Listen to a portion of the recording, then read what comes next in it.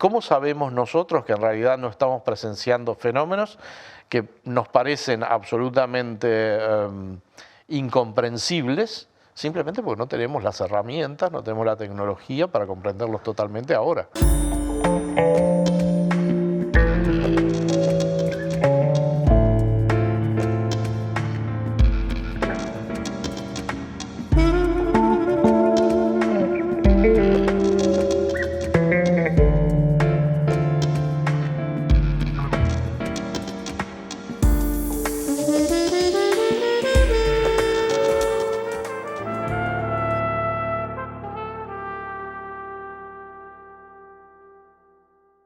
Bienvenidos a Charlas de Mentes. Hoy tenemos un programa diferente. Nos vamos a resistir a la nada con alguien que conocí en mis viejas épocas de estudiar química. Y de los casi 80 programas de Charlas de Mentes, es el único invitado al que le voy a dejar utilizar la palabra cuántica. Hoy nos resistimos a la nada con el profesor Óscar Ventura. Bienvenido, Óscar. ¿Cómo estás, Bernardo? Tanto tiempo. La verdad. Colega, ¿no? Y colega en varios ámbitos, porque también en los medios, claro. Lo que nos gusta opinar sobre todo un poco, ¿no? Sobre conocimientos. Pero sobre... con hechos. Bueno, por lo menos con lo que nosotros consideramos hechos, ¿no? Viste que los hechos también admiten muchas interpretaciones. Sí, hay hechos y hechos, ¿no? Los hechos sí, sociales generalmente sí. Como aquel que te decía, ¿no? 2 más 2 es 4, y el otro decía, sí, pero ¿con qué base? Claro, base decimal. Exacto. Entonces, es curioso, sí, como es muy difícil. Si bien es como tú decís, que sería muy bueno ponerse de acuerdo en que la discusión se basara sobre datos, sobre hechos duros, comprobables, a veces es muy difícil llegar a esa concordancia, porque uno realmente enfoca los hechos con dos, como tú sabes muy bien, con dos vicios, digamos, de pensamiento. Uno es que, si bien uno trata de ser suficientemente objetivo y demás, pero siempre le agradan los que confirman sus teorías. El sesgo cognitivo de confirmación. Y la otra cosa es que muchísimas veces en realidad los hechos los utilizamos no por los hechos en sí, por lo que valen, sino por qué herramienta nos da para poder derrotar al otro. Sí, es esa pérdida de lagonalidad en la discusión que se da sobre todo en las redes, que uno no discute muy noblemente, sino para ganar a cualquier costa, ¿no? Sin ninguna duda, las redes también tienen el problema de que tenés que ser mucho más esquemático, no podés ser demasiado cortés porque te quita espacio para poder decir el argumento que querés hacer, y las redes tienen eso de que las palabras se utilizan como un arma arrojadiza, ¿no? Es decir, yo no te estoy diciendo, como tú decías, no estoy hablando para exponer mis ideas y no estoy hablando para derrotarte, para conseguirte, hacerte cambiar de opinión. ¿No? Como uno dice en general, una conversación siempre es entre dos personas, tú venís con tus opiniones, yo vengo con las mías y tú te vas con las mías. Exacto. Esa es la idea. Pero bueno. Hay dos formas de hacerlo, la mía y la equivocada. Exacto. Y lamentablemente aún los que querríamos ser más objetivos y más cautos al exponer cosas, siempre tenemos ese sesgo cognitivo, y quizás la única diferencia es, bueno, poderlo reconocer, ¿no? Decir, bueno, sí, la verdad tenés razón. Acá estaba diciendo algo que está influido por mi forma de pensar, por mis preconceptos, digamos. Bueno. Claro, hay un tema, y es que en Uruguay nosotros somos, comparado con los argentinos, mucho menos pasionales. Y allá inventaron un término que a mí me causa mucha gracia, que es Corea del Centro. Las personas que no están radicalizadas en un lado de lo que se llama la grieta son o Corea del Norte o Corea del Sur. Y Corea del Centro es despreciado por los dos. Lo malo es que Corea del Centro son los que se caen por la grieta, ¿no? Porque... Se caen por la grieta y son la mayoría, por lo general. Es el viejo tema de los extremos que suelen tocarse por su radicalismo, y el centro, que también tiene que ver con eso de que uno dice, bueno, pero si somos de centro, pero depende de respecto a qué, ¿no? O sea, la dicotomía es fundamental. Yo creo que incluso es imposible que el ser humano eluda la dicotomía, porque la tenemos implícita en nuestra en nuestros genes, en nuestra anatomía, ¿no? 2 brazos, 2 piernas, simetría bilateral, como que uno tira, hay muy pocas cosas que sean una, ¿no? Un hígado, un páncreas, un corazón, pero en todos los casos, incluso en el caso del corazón, vos tenés un eje Un de pulmón, simetría. digamos, letal. Bueno, no, es que es como aquel jugador de fútbol. Es como ¿no? letal. En fin. Pero sí, es difícil eludir esa confrontación, esa radicalización. Lo que sí podemos hacer es tratar de evitar la unidimensionalidad, ¿no? Por ejemplo, hablando de política izquierda-derecha, considerar también el eje liberalismo-autoritarismo y ya tener un plano de trabajo en vez de una línea. Sí, entiendo el concepto por dónde va. Yo creo que en realidad esos términos son muy, por un lado, muy esquemáticos y por otro lado son extraños hoy en día, ¿no? Porque lo que sucede generalmente, me sucede a mí, supongo que a ti también te debe suceder, es que uno, dependiendo de qué tema, puede ubicarse más a la izquierda o más a la derecha, ¿no? En ese eje que tú decís. Después lo pones en 2 planos o en 2 dimensiones o en 3 dimensiones o más, y es muy difícil ubicarse, porque la vida a uno siempre lo sorprende, ¿no? Bueno, ¿y cómo te sitúas vos respecto a los derechos individuales? Ah, no, yo soy totalmente liberal, yo creo en los derechos individuales, y después llega un momento que vos decís, sí, pero y respecto a esto, y de repente te transformaste. Cuando uno empezaba los derechos de a uno. Exacto, es muy curioso, ¿no? Porque uno tiene que hacer una cierta fuerza para darse cuenta de los prejuicios que tiene y cómo en esas dimensiones a veces está a la derecha, a veces está a la izquierda. Y no acostumbramos mucho a pensar en eso, ¿no? Justamente la filosofía no es uno de nuestros fuertes en Uruguay, es una cosa que se mira más como, por lo menos en el liceo, ¿no? Se miraba más como el espacio que te permitía distenderte porque podías discutir sobre cosas que normalmente no podías. Es que el programa de filosofía de los liceos, al menos cuando yo fui al liceo, era muy malo, era muy cruel con los profesores de filosofía porque no permitían que nosotros los alumnos se podían motivar con algo que es fascinante. Yo me reencontré en la Facultad de Humanidades cuando hice filosofía con mi profesor del liceo y descubrí a un profesor fascinante que el programa del liceo no le había permitido enseñar lo que sabía. Daniel Malvacio, le mando un saludo enorme a mi profesor que lo quiero mucho. Pero lo que tú decís es absolutamente cierto, porque también hay temas como que son calcomanías, ¿verdad? Una persona se define de izquierda a derecha, no importa, pero entonces no tiene alternativa respecto a qué posición tomar con el aborto. Tiene que tomarla de su lado, o Corea del Centro. El problema es que son temas que se simplifican, ¿no? O sea, tremendamente. No se considera en realidad la complejidad inmensa que tiene, ni se considera los puntos de vista diferentes que hay respecto a un problema, el aborto, la drogadicción, los derechos del casamiento de personas del mismo sexo, personas no binarias, o sea, hay una cantidad de cosas, pero también si querés respecto a la religión, que son cosas que nosotros las tenemos muy asumidas porque Uruguay no es un país laico desde hace muchísimos años, entonces son muchas generaciones que se han criado en un ambiente laico, pero en un país que no sea laico, las discusiones sobre la religión y cómo la religión influye en los asuntos del Estado, Israel, por ejemplo, o lo que era hasta hace no tanto tiempo Argentina, por ejemplo, ¿no? Hasta Menem.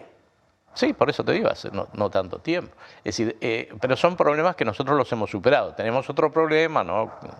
Podemos discutir de Peñarol y Nacional. pero lo peor es que es tan triste nuestro fútbol que de lo que discutimos es quién nació primero, no quién ganó más o quién ganó último. Bueno, pero esa es una de esas discusiones típicas que son discusiones asintóticas. Alguien decía, no me acuerdo quién fue, pero él decía que para ser entrenador de béisbol, porque era en Estados Unidos, para ser entrenador de béisbol tenés que ser un poco más inteligente que los jugadores para poder ser su entrenador y no lo suficientemente inteligente como para darte cuenta que no sirve de nada. Y yo creo que es así con muchas cosas. O sea, son esas discusiones asintóticas que vos decís, bueno, pero si yo me pongo encima de la asíntota, encima del plano y miro este problema, bueno, este problema no es uno de los problemas cruciales del ser humano, ¿no? podés decirlo a nivel global, ¿no? Como el ser humano a nivel global, o incluso a nivel local, ¿no? Es nuestro mayor problema, o ni siquiera, es uno de los problemas importantes saber quién fue primero. Es decir, no hay una manera de resolverla que ponga un poco de mérito a unos y un poco de mérito a los otros. La discusión acerca de que mi país es mejor que el tuyo, que es una cosa que suele suceder, ¿no? Porque, y en definitiva es un problema simplemente de egoísmo. Mi país es mejor que el tuyo porque yo nací acá. Porque si yo hubiera nacido en tu país, entonces tu país sería mejor que el mío actualmente. Esas son las cosas que valen la pena de cuando vos te podés dejar llevar y hablar de... es un poco burdo llamarlo filosofía, porque filosofía es una cosa más trascendente, ¿no? Pero, digamos, filosofía del sentido común, filosofía del día a día, que es lo que te permite de alguna manera decir, bueno, vamos a dejar de mirar el celular, dejar de consultar Twitter e Instagram y vamos a hablar. Que por eso me gustó mucho la invitación tuya, porque es en definitiva el espíritu de este programa, ¿no? Sí, los griegos que eran tan sabios en muchas cosas, en los simposios había una cosa que no podía faltar nunca, que era el vino. Y eso es algo que nos une también, ¿no? Sí, sin ninguna duda, sin ninguna duda. Báquicos de toda la vida. No, bueno, pero eso también es una cosa interesante, ¿no? Porque si vos das una discusión sobre el vino, lo podés mirar como un hecho cultural, obviamente el vino es cultura, o lo podés mirar como un tema de adicciones, desde un punto de vista de la salud. El alcohol es una droga y tiene un potencial adictivo y lleva asociado un potencial de criminalidad y de una cantidad de degradación social importante. Entonces vos también lo podés mirar desde ese punto de vista, ¿no? Y todo está relacionado. Cualquier cosa que vos menciones, sí, tenemos un mundo que es holístico, solamente nosotros para poder comprenderlo tratamos de dividirlo en partes y decir, bueno, ahora vamos a hablar solamente de esto, pero nunca podés hablar solamente de esto, porque en realidad, bueno, yo tengo ahí una taza de café, ¿no? Entonces, bueno, podés hablar de la forma, podés hablar de estética, podés hablar de espectroscopía, podés hablar del color o de la falta de color, podés hablar de teoría de fluidos, podés hablar de la espuma del café, podés enseñar química, podés enseñar física. De la variedad del café, se puede hablar de gourmandise. ¿Sí? Además, el café viene de un organismo vivo, entonces podés hablar de biología también, podés hablar de genética, podés hablar de los aspectos comerciales relacionados con eso, podés hablar de la economía mundial. Es decir, poniendo una taza de café encima de una mesa, las personas que pueden hablar durante horas de diferentes temas. Hablar de política, hablar de Colombia, hablar del café que viene de África, de los problemas. Es impresionante cómo siempre podés hablar de lo que sea digamos, relacionándolo en una forma holística con todo, ¿no? Sí, es claro que no, por más que metodológicamente el análisis sea separar una porción del universo, después de terminar el análisis hay que reintegrarlo y ver cómo encaja. Sí, sí es posible, pues muchas veces uno cuando analiza termina, ¿no? Cuando armás un mueble de Ikea, que siempre te sobran siempre piezas. Siempre sobran piezas, sí, es imposible. Sí. Y eso pasa en el análisis, pues el análisis básicamente es una especie de disección del problema, ¿no? Vos sacás una parte, haces constantes otras variables que no querés que te molesten en el análisis y diseccionas el asunto. Después lo querés poner todo junto y resulta que no te sale el mismo bicho con el cual habías empezado. Ciertamente. Óscar, se nos acabó el primer bloque. Esperamos un segundito y volvemos. Dale. Enseguida nos seguimos resistiendo a la nada con el profesor Óscar Ventura.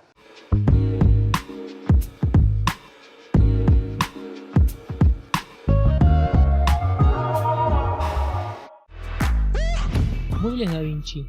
Fabricación de living nacional, trabajos a medida, gran variedad de telas a tu elección. Contactanos a través del www.mueblesdavinci.uy, @mueblesdavinci o al 098 60 0069. Café Max presenta el mejor regalo para mamá en 10 segundos. Máquina de cápsulas Lavazza Blue. El mejor café italiano. En casa o en la oficina. $180 masiva. Viene con 100 cápsulas de regalo. Lo pedís al 094-270-786 y lo llevamos a tu casa u oficina.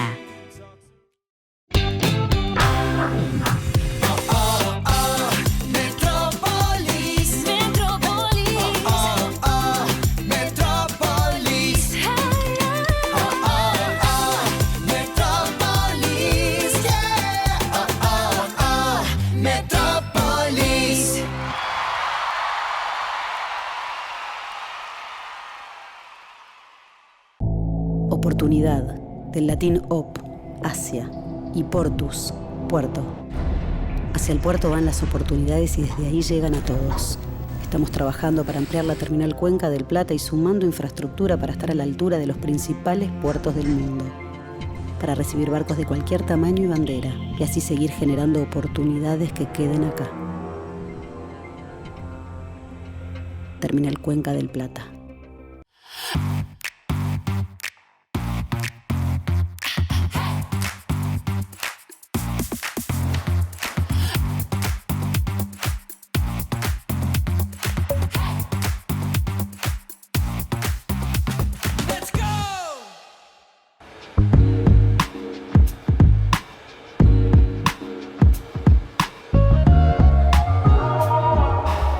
Seguimos resistiéndonos a la nada con el profesor Óscar Ventura.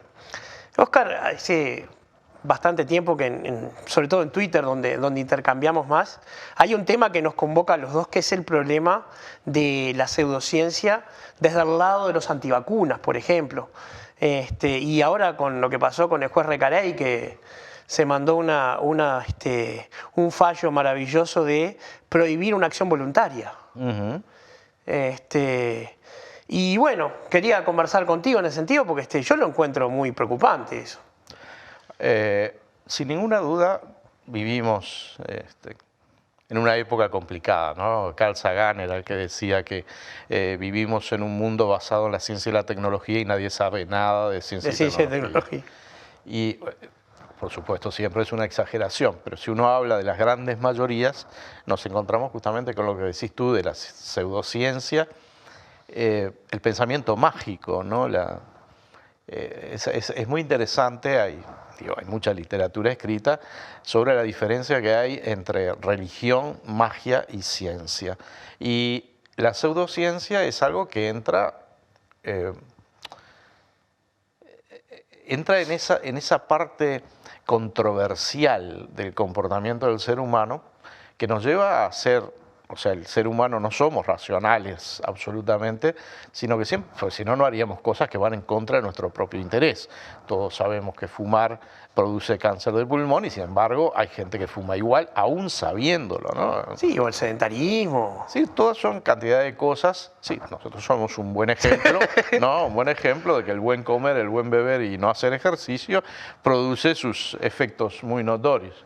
Sobre todo con las cámaras que engordan más. Tremendo. No es que estemos gordos, son las cámaras. Es culpa de la cámara. Son las cámaras. Nos pusieron los gran angulares y... Sí, tal cual. Bueno, vos lo que decías de los antivacunas, el tema es como que hay dos campos, ¿no? Uno es el antivacunas absoluto, que son gente que,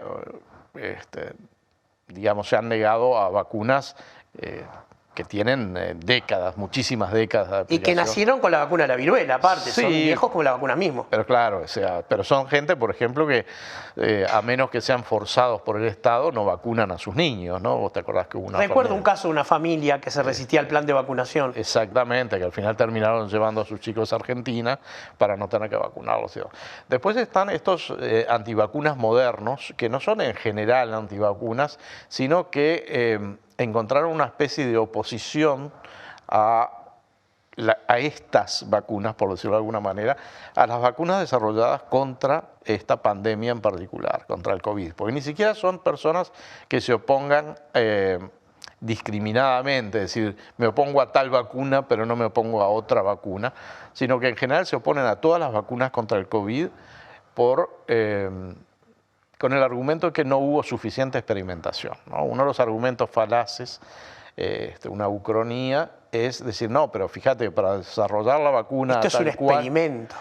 Claro, porque para desarrollar la vacuna tal y cual necesitaron 50 años. Y esta vacuna la desarrollaron en un año, entonces no puede ser bueno, están experimentando con nosotros. Algo que se cae de su peso porque la cantidad de dinero invertido, la tecnología del siglo XXI y el potencial de horas hombre y mujer, que se dedicó al trabajo, fue sin precedentes. Bueno, exactamente, es decir, una persona que te comenta esas cosas a través de un iPhone o de un teléfono inteligente, moderno, cualquiera que sea, no le da por utilizar un teléfono de línea fijo, aquellos aparatos de baquelita para hacer el mismo comentario.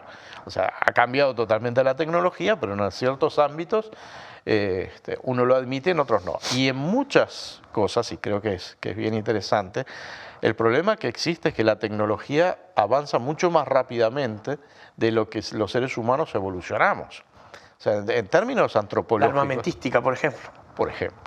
Por ejemplo, pero podés, el tema de los autos, el tema de la vestimenta, el tema de las costumbres, como que hay una evolución que probablemente sea algo que tiene que ver con la aceleración por la interacción brutal que tenemos los seres humanos hoy en día, que no la teníamos hace 100 años. O sea, si uno compara lo que es el tiempo moderno, no solamente por el hecho de tener mucha información, sino por el hecho de que la información se acható. O sea, hoy en día vos tenés los productores de información clásicos, digamos, pero también tenés información que surge del común de los mortales, ¿no? Nosotros, que pasamos con tu celular, pasás por un lado, ves un accidente, lo fotografías y lo mandas a las redes. Antes eso te enterabas en el informativo de la noche, ¿no? Hoy en día tener una sección internacional en los periódicos es un poco una sección no de análisis, sino de informar hechos. Es un poco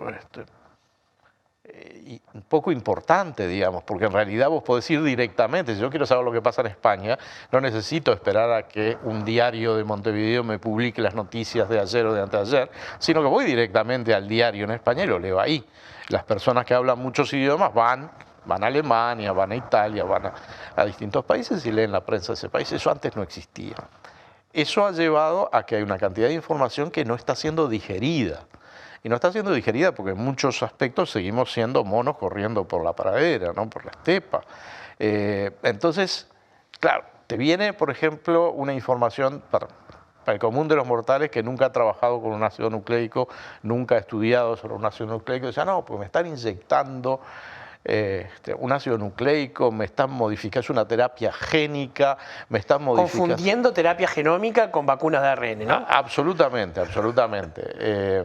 Yo he llegado a ver gente que te habla del DNA mensajero. La tecnología. Ah, bueno, inventaron. Claro, sí, hay mucha gente así, porque ¿qué pasa? Funcionan en base, como lo hacemos otros en otros aspectos, yo puedo hacer lo mismo en otros aspectos, pero en este en particular no, funcionan creyendo en aquellas personas que le dan confianza. Entonces tenemos un grupo de personas, como puede ser, por ejemplo, el caso del juez Recarey, que tienen determinadas convicciones y que eventualmente se conjugan, ¿no? Se dan ciertas circunstancias que conjugan esas carencias. Recarey pertenece al grupo de extramuros. Bueno, justamente, hay un conjunto de personas, Sartou, Mazzucchelli, Sage, ahí está. Son personas muy respetables, ¿no? Digo, personalmente hay muy pocos de ellos a quienes conozco, por lo tanto yo no puedo hablar de su vida como seres humanos, pero que desde el punto de vista, en ciertos aspectos en particular, son personas necias. El necio es una persona muy especial, pues es una persona que no solamente no sabe, sino que además no quiere aprender. Sí. O sea, no es fácil ser necio. No, aparte tiene otra característica, ¿no? Es que no puede cambiar de opinión y no quiere cambiar de tema. También. Ese además es el necio obstinado, catequista, digamos, ¿no? En el caso particular de esto, como hay muchos temas, ¿no? El primer tema de todo es que esto se trata de un recurso de amparo.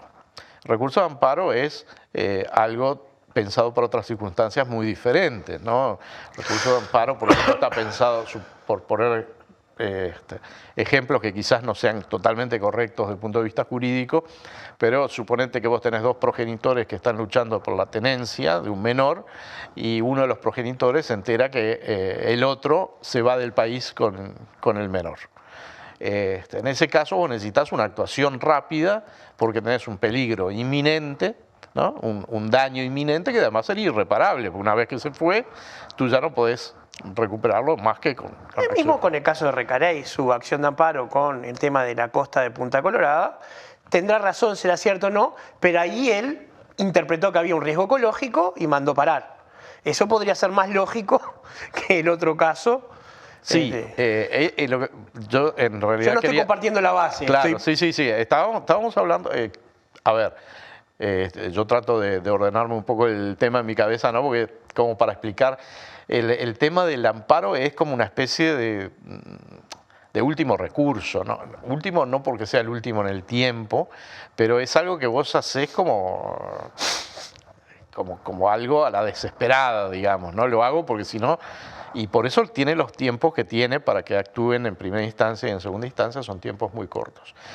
El tema del amparo, en mi opinión, es algo que fue planificado cuidadosamente, ¿no? Porque este juez en particular pidió encargarse de la feria, no sé si todos los televidentes conocen que tenemos una feria judicial menor durante las vacaciones de julio, son 2 semanas en las cuales tenemos jueces subrogantes que son los que se encargan de todos los asuntos. Este juez en particular pidió para estar entre el 1 y el 8 y curiosamente le llegaron varios casos, fueron 3 casos en particular que le llegaron a este juez, que claramente dan la impresión de que es una maniobra, ¿no? Que es algo que ha sido manipulado para que sucediera de esa forma. Porque tenemos los abogados, los proponentes de las acciones, el juez, son todas personas que están dentro de ese ambientillo, ¿no? Y si notan un tono de desprecio, lo siento, pero sí, lo tengo. Lo comparto. Claro, pero a veces te dice, ay, pues no podés despreciar porque No, a ver, las personas son todas respetables. Las ideas no. Las ideas no, ahí está. Una idea puede ser estúpida, lo que no quiere decir que quien la propone sea un estúpido, pero la idea puede ser perfectamente o que sea estúpida. Menos sagrado como persona que cualquier otro. No, por supuesto.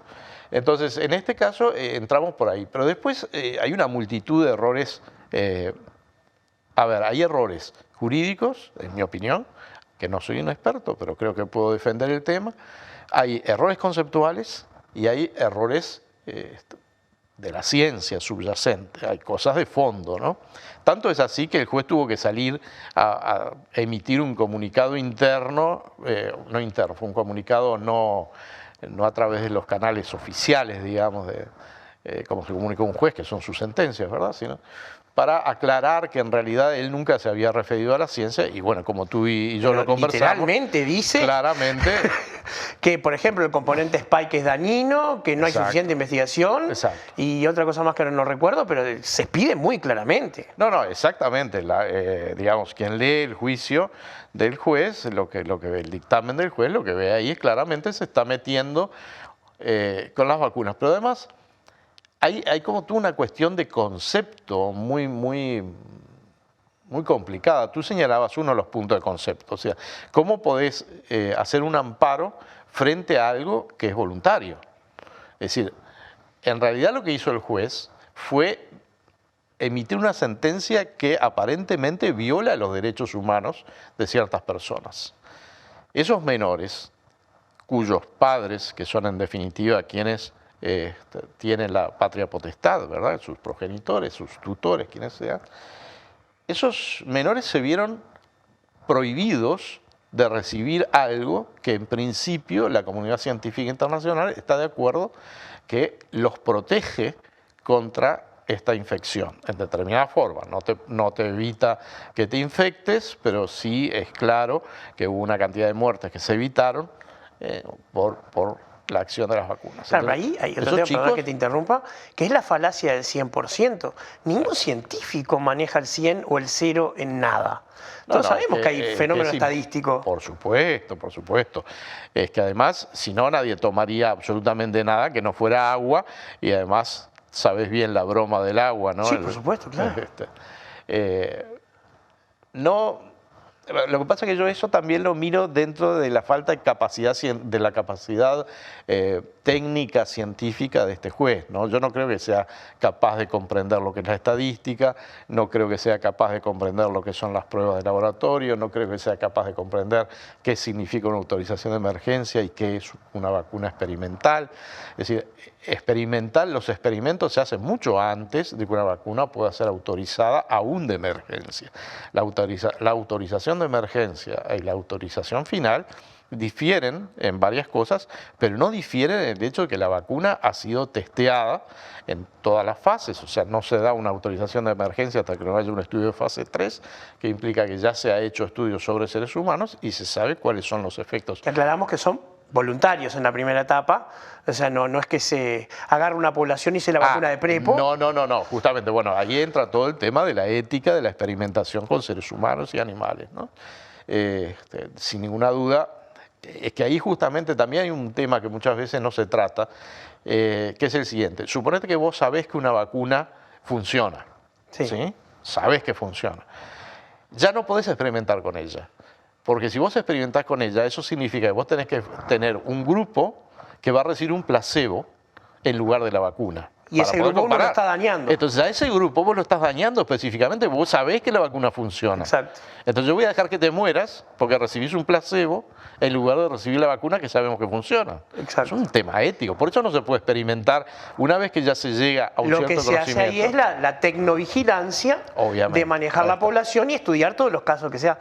Oscar, se nos fue el segundo bloque, pero quería comentarte que, a mi juicio, y es mi opinión y me hago cargo, Recarey ha logrado redimensionar el concepto de que lo que hacen los jueces es fallar, ¿no? Enseguida seguimos resistiéndonos a la nada con el profesor Oscar Ventura.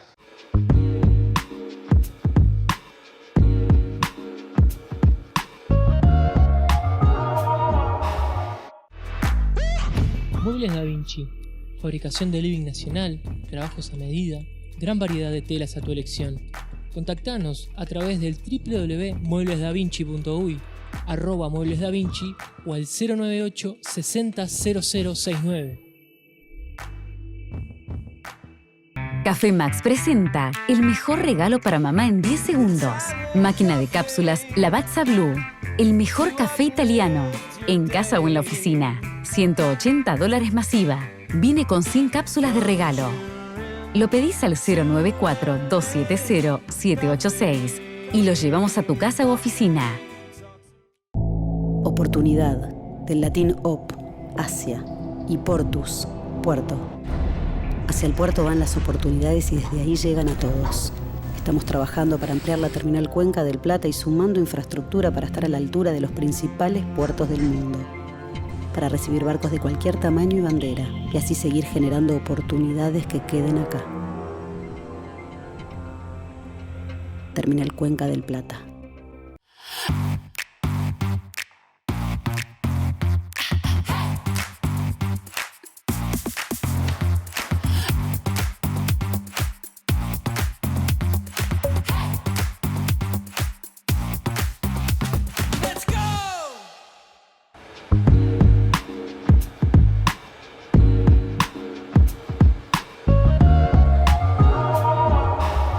Seguimos resistiéndonos a la nada con el profesor Oscar Ventura. En realidad nos resistimos más que nada a perder el tiempo, ¿no? Se nos va como es agua entre las impresionante. manos, ¿no? Aparte, estamos hablando de un tema que me resulta muy grato, que es el tema de la ciencia y, claro. y sobre todo el problema de la pseudociencia. Y quería preguntarte, ya que te tengo a ti acá, ¿no? Una de las cosas que los antivacunas se esfuerzan en hacer es inventar, o sea, cuando uno los acorrala, cuando muestran que las cosas grandes no funcionan, empiezan a correr sus argumentos hacia otro lado. Y hace poco estaban con el grafeno, ¿no? Como uno que es químico dice, bueno, ¿y qué? ¿Qué tiene grafeno? No tiene absolutamente nada. No, a ver, hay un un señor en una universidad de España que publicó en las redes una especie de estudio en el cual observaba con microscopía que había unos cristales aparentemente en la solución. O sea, algo totalmente desacreditado al punto que su propia universidad dijo que no está de acuerdo con esos estudios de ninguna manera. Al final terminó siendo que lo que veían era cristales de sacarosa. Pero por ahí apareció todo el tema del grafeno, no sé por dónde es lo curioso del caso es que efectivamente en el futuro podría llegarse a utilizar óxido de grafeno como excipiente en las vacunas, pero no es el caso. Si ninguna de las vacunas que se están en este momento que se han estudiado y que se están administrando contienen ni grafeno ni óxido de grafeno, ¿no? Más allá de que si lo contuviera tampoco sería un problema. Es que ese es el tema, porque aparte lo que dicen es como si eso sirviera para controlar a la población mundial o marcarnos para el seguimiento ahí satelital. estuvo el tema de Bill Gates y de Soros. Bueno, yo he llegado a ver, es decir, toda la teoría conspirativa va por el lado de que dentro de las vacunas hay componentes electrónicos que permiten que con ayuda del 5G controlen tu comportamiento. Bueno, tenemos un senador, un diputado que ha aburrido al Parlamento pidiendo información sobre las antenas 5G. César Vega ha hecho montones de pedidos. El amigo Vega que llevó a las señoras estas que se le pegaban las cucharas, y lo peor de todo es que cuando se supo no se habían vacunado. Ahí mismo se supo aparte, claro, sí. Son esas cosas, viste, que resultan, por un lado resultan graciosas y ridículas, por otro resultan peligrosas, porque en realidad termina siendo, como te decía antes, un tema de a quién le tenés confianza y es un poco la adicción a tu cuadro, ¿no? O a tu político preferido. Como es tu político, como es tu cuadro de fútbol, nada de lo que haga puede estar mal. O sea, por definición, si yo soy colorado, todo lo que haga el Partido Colorado está bien. Si soy Frente Amplista, todo lo que hace el Frente Amplio está bien y siempre mejor que el otro. Y acá pasa lo mismo. Como yo entré en esa onda, entonces lo que diga Vega, aunque sea estúpido, lo que diga Salle, lo que diga Sartú, está bien. Y eso te lleva a la disonancia cognitiva, ¿no? Porque esta gente tiene que inventar, cuanto más tiempo están inmersos dentro de estas teorías conspirativas, más tienen que inventar cosas raras, porque si no tendrían que reconocer que en realidad estuvieron equivocados durante mucho tiempo, invirtieron su esfuerzo y una cantidad de su tiempo de vida en algo que estaba rematadamente mal. No, y ocurre también que como solo enganchan a sus seguidores a través del miedo, el miedo uno se acostumbra, hay que subir la apuesta cada rato. Por supuesto, tienen que ser cosas que de alguna manera muestren que en realidad todo es una conspiración, y quien habla en contra de la conspiración es como las sectas. Es una secta, en definitiva, que tiene esos componentes, un dogma que hay que repetir, unos sacerdotes a los cuales hay que seguir. Una personalidad muy importante, claro. Absolutamente. Todo es el mismo. Y bueno, y algunas personas que, yo no soy médico, pero que sus manifestaciones públicas parecen muy desquiciadas, ¿no? Sí, bueno, uno no puede diagnosticarlos, pero puede analizar su discurso. Seguro. O sea, si no nevero, eventrobat. Exacto. No estarán locos, pero la verdad que el discurso... Su anclaje a la realidad no parece muy firme.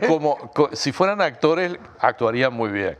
Sí, bueno, una de las cosas, antes de que empezara todo el COVID, por razones de que trabajaba en Montevideo Portal en divulgación científica, había iniciado una serie de columnas para evitar que la gente consumiera dióxido de cloro, que era algo con lo que la gente estaba intoxicando, se sigue intoxicando y murió gente en Argentina. Me volví el blanco de una secta de esas, me iban a buscar a la salida de los canales, etc. Pero aparte el tema de la argumentación, era impresionante porque cada vez que uno le demostraba con argumentos algo, empezaban a cambiar el estilo de argumentación. Y bueno, y de última, yo lo que nadie logré es que alguien me explique, esto va a ser muy cerrado para químico, un cloro de valencia 4. No logré que nadie me lo explicara nunca eso. Bueno, a mí me hace acordar mucho, ¿tú te acordás la discusión que tuvimos por las pasteras? Sí, claro, por supuesto. Bueno, ¿te acordás a la gente hablando de las dioxinas? Absolutamente, sí. Bueno, y una persona que jamás en su vida va a poder dibujarte una dioxina porque no tiene idea cuál es la estructura química. Y sin embargo te hablaban con una soltura ¿no? Lo mismo pasa con el dióxido de cloro. El dióxido de cloro es una sustancia que se utiliza justamente en el blanqueado de la pulpa de celulosa, es un potente oxidante, pero que, y claro, y que vos podés utilizarlo para muchas cosas, podés utilizarlo para limpiar, ¿por qué no? También podés No, para limpiar superficie está autorizado. Claro, pero no, pero te quiero decir, esos usos no es que sean autorizados, sino que son lógicos, son desde el punto de vista de la química, es un oxidante, entonces vos lo pones en contacto con la mugre usual. Es una forma altamente inestable, entonces la parte de residuos como el hipoclorito de sodio, no el agua Hane, que es la solución cristal, que vos la echás en el inodoro, ¿para qué? Justamente para, entre otras cosas, partir los pigmentos biliares, ¿no? Que son los que en definitiva te dan ese olor y ese color amarillento. Y bueno, esas cosas los químicos las conocen, pero también las conoce mucha otra gente. A nadie se le ocurre andar por la calle con una botella de agua Hane tomándola como si fuera una Coca-Cola. Y bueno, Viviana Canosa, la periodista argentina, tomó una botella de dióxido de cloro y la tomó al aire. Quiero decir, lo hacen porque son personas que ganan tracción en el público y son personajes de, digamos, de sensacionalismo. Pero el tema es que hay gente que la sigue y hay gente que se enferma. Justamente es que llegamos ahí de nuevo al mismo punto. Las personas prefieren creerle a una presentadora de televisión que a un científico. Y en eso también los científicos tenemos mucha culpa, porque creemos que simplemente con hacer las cosas científicamente bien alcanza. Y no es cierto, fallamos en el discurso, fallamos en la confrontación. La mayor parte de los profesionales, químicos, biólogos, microbiólogos, todos los virólogos, no quieren involucrarse en este tipo de pelea en el barro, porque saben efectivamente de que van a perder siempre. No, pues es aquello como el chancho, no bajes a pelear en el barro con el chancho porque vas a perder. Está en su elemento. Y porque además al otro todavía encima le gusta y a vos no. Bueno, eso es lo que pasa, pero en realidad tendríamos que hacer mucho más ese tipo de confrontación, de decir, bueno, a ver, señor César Vega, ¿usted quiere discutir? Bueno, vamos a discutir. Y vamos a discutir hasta el final, pero para eso hay que utilizar una serie de técnicas que no son para nada las técnicas que te enseñan cuando vos te formás como científico. Cuando te formás como científico, para vos la verdad es importante. Y vos suponés que la verdad no es una cuestión de interpretación, no es tu verdad, es la verdad que el mundo físico nos pone al alcance y que nosotros lo que hacemos es intentar de alguna manera extraer esa información. Pero la información está, uno interroga al mundo y obtiene respuesta. Exactamente, uno interroga. Es decir, no es que uno fabrique la respuesta, no es una cuestión de modelo mental, de imagen mental, sino que la información está ahí y hay que saber extraerla. Ahora, ¿qué es lo fundamental que de alguna manera diferencia a la ciencia de la magia? Que si hay un experimento que da un determinado resultado, lo hiciste tú, y yo lo repito, tengo que obtener las mismas condiciones que tú lo hiciste, el mismo resultado, o muy parecido dentro del margen de error. Lo que llama ceteris paribus. Exactamente. Cosa que no sucede, ¿no? No importa si, por ejemplo, yo tengo pelo y vos no, ¿No tengo pelo? Lo tenés todo, no sé, te lo corriste para atrás, así, no sé por qué. Pero no importa si vos sos uruguayo o sos norteamericano, si vos lo hiciste en un laboratorio bien equipado o mal equipado, mientras las condiciones del experimento sean las mismas, el resultado tiene que ser el mismo. La repetitividad del experimento, que es un problema muy grande que tienen, por ejemplo, en psicología, ¿no? Psicología científica, ¿no? No, entiendo, sí, es muy difícil a trabajar con seres humanos, tratarlos como átomos. Exactamente, porque los seres humanos tenemos la mala costumbre de tomar decisiones. De ser individuos. Exactamente. Bueno, y justamente por ese lado es donde viene esto, es decir, no es posible decir, bueno, no, si vos me vas a llevar la contraria, haz el experimento. Porque el otro no puede hacer el experimento. El resultado del experimento no depende de que vos hayas dicho las palabras correctas, por ejemplo. No es como la magia. Es que yo creo que hay algo peor todavía que eso. Es que no le interesa hacer, pudiendo no lo haría. Sin embargo, fíjate que esto es una de las cuestiones que yo te digo que en la sentencia es de concepto. Ellos en realidad se basan en la ciencia. pero se basan en la ciencia de aquellos científicos minoritarios, absolutamente minoritarios, que ellos dicen que han sido suprimidos por el resto Por de el la discurso comunidad oficialista de la ciencia. Pero son científicos. O sea, ellos no es que no quieran creer en la ciencia, quieren creer en la ciencia que les dé la razón. Eso es una patología también descrita que se llama cherry picking o recolección de cereza, Exacto. que cuando uno va juntando frutos elige la más linda. Exactamente, exactamente. Entonces, todo ese tipo de cosas no son demasiado peligrosas cuando es un individuo común. Son más peligrosas cuando es un comunicador que tiene seguidores, como decía de Canosa. Y son increíblemente peligrosas cuando están en manos de una persona que tiene el poder de un juez. Claro. Por suerte, dentro de nuestro sistema, esas decisiones son apelables, pero también intervienen los tiempos de la justicia, también intervienen, digo que eventualmente vos podrías encontrarte, espero que no sea este el caso, pero podrías encontrarte con un tribunal de apelaciones que tuviera 3 recaréis, ¿no? Y justificaran la sentencia del juez. Es decir, hay que tener mucho Lo peor cuidado. es que ahí, como uno es republicano, lo último que quiere es que igualmente no intervenga el Poder Ejecutivo. Bueno, es que este Poder ahí Ejecutivo ya sé que no lo va a hacer, aparte. Al final, esa es otra de las consecuencias de todo esto.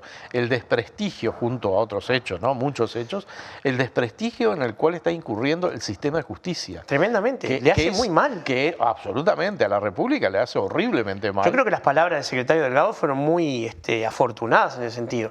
Las decisiones se acatan, pero se critican. No, por supuesto, por supuesto. Es decir, hay que acatarlo porque estamos dentro de un sistema en particular que tiene las formas de poner estas cosas en su perspectiva adecuada. O sea, el sistema, al igual que la ciencia, el sistema judicial tiene una forma de autocorregirse.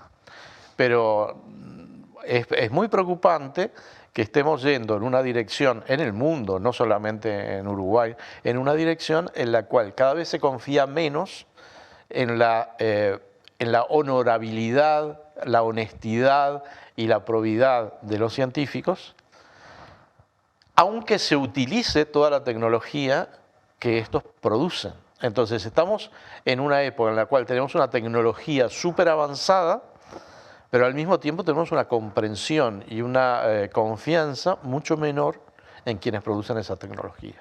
Sí, y las perspectivas no son halagüeñas respecto a eso. No, claro, porque si la tecnología sigue avanzando y bueno, aquello de que cualquier tecnología suficientemente avanzada es indistinguible de la magia. ¿Era Asimov que dijo eso?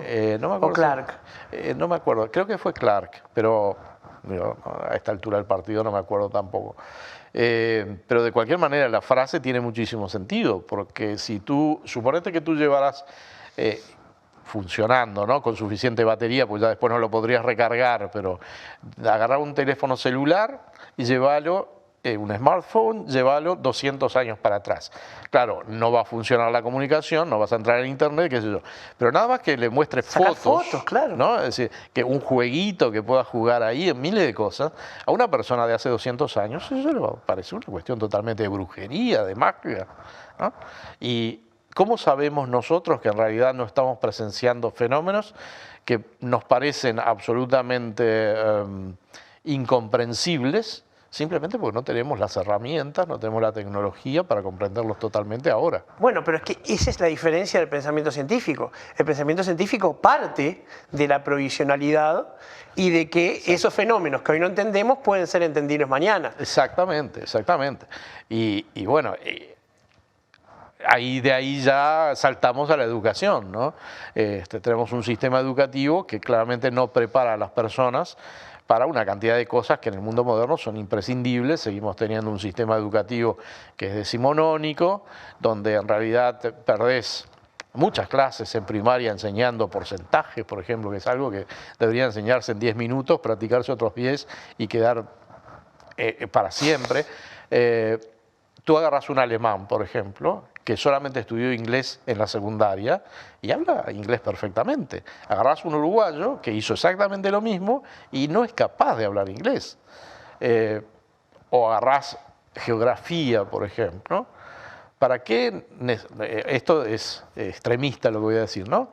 Pero ¿para qué necesitamos tener la enseñanza de la geografía si en realidad vos podés, apretando un botón, obtener toda la información que necesites? Y ahí Habría que enseñar otra geografía en todo caso. Bueno, ahí entramos en el tema de lo que decía Bunge, ¿no? Que la geografía no es una ciencia. O sea, claro, pues la geografía, todo aquello que es descriptivo... Las grafías, claro. ¿Ah? Todo aquello que es descriptivo, en definitiva, vos lo podés solucionar con una base de datos. Bueno, pero en todo caso, una base de conocimiento que permita entender la base de datos podría ser la geografía del siglo XXI. Podría, por ejemplo, digamos, o tomé la geografía en particular porque pero todavía sigue siendo una disciplina, digamos, con cierta vale para con la cierto astronomía, prestigio. vale para... Pero en realidad hoy en día nadie te enseña biología de la forma en que se enseñaba 200 años atrás. Claro. Y sin embargo, geografía la seguimos enseñando más o menos de la misma manera, ¿no? Seguimos calcando. No, y lo que son las habilidades ciudadanas, eso no está enseñado suficientemente. O no se le da tanta importancia, ¿no? Porque cultura cívica, ¿no? Aquello que teníamos la materia en particular, pero nunca... No, tuviste suerte, yo tuve educación moral y cívica. Bueno, pero eso se ve que a vos te vieron más la cara de ser medio... Bueno, Me conocía. necesitar más, que te leyeran la cartilla. Pero sí, como decíamos al principio, el asunto es holístico, todo está relacionado con todo y capaz que en el fondo de todo esto nuestro problema es que los uruguayos somos muy complacientes, ¿no? Es decir, nos tomamos demasiado tiempo para venimos de una tradición europea en ese sentido, donde en realidad tratamos de hacer las cosas, discutirlas mucho antes para que cuando las hagamos salgan bien, y en realidad no seguimos aquellos sistemas más como el americano, que es hacer las cosas 10 veces y de las 10, 2 te salieron bien. Claro. ¿No? Probás hasta que sale. Y en muchas cosas somos así, en la educación, en la comprensión de los fenómenos públicos, en la forma de encarar la vida social y la vida política del país. Pero bueno, es lo que hay en cierto aspecto. Ninguna persona por sí misma puede cambiar la idiosincrasia de un colectivo, ¿no? No, pero podemos trabajar juntos para lograrlo. Sin duda, tampoco somos lo que fuéramos. Claro. Oscar, se nos fue el programa. Te agradezco infinitamente que hayas venido. No, al contrario. Fue un placer enorme. Te agradezco yo a ti que me hayas invitado, porque siempre es un placer conversar sin presiones y un poco con lo que viene a la cabeza. Muy bien. Y pronto quizás podamos repetir, a ver qué pasa con esto de Recarey, a ver cómo lo analizamos ex post. ¿Te parece? Sí, yo no tengo ningún problema. Al contrario. Hoy tuvimos la suerte de resistirnos a la nada con el profesor Oscar Ventura. Los espero el próximo domingo.